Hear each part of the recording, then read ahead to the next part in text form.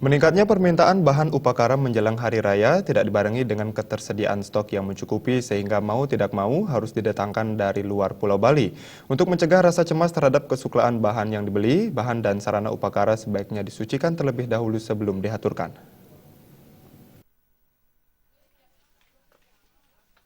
Pengamat sosial Made Sudiana mengatakan, mendatangkan bahan-bahan upacara dari luar Bali mendatangkan masalah tersendiri bagi masyarakat Bali. Kesucian atau yang sering disebut dengan sukla dari bahan upacara yang didatangkan dari luar Bali menjadi keresahan di masyarakat. Menurut Sudiana, Bali harus mandiri menyediakan kebutuhan sarana dan bahan upacara.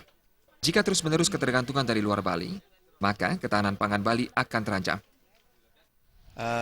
Jadi kalau menurut pandangan kami ya, sebagai masyarakat, terutama kan kita harus lihat kemampuan Bali dalam hal ini menyediakan sarana kepentingan untuk alat upakaranya. Cuman di sini kita lihat memang wilayah atau geografis Bali sekarang sudah jauh menurun dari apa yang disebut kategori agraris atau pertanian.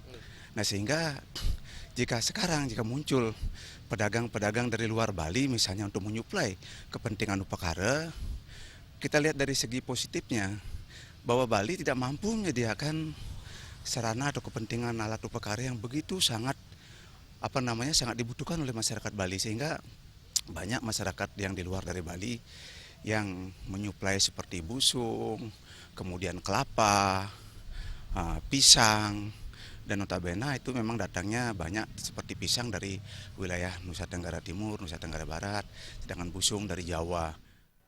Lebih lanjut, Sudiana menyarankan kepada umat Hindu agar menyucikan bahan upacara sebelum diaturkan. Alit Putra dan Ngurawira, Bali TV.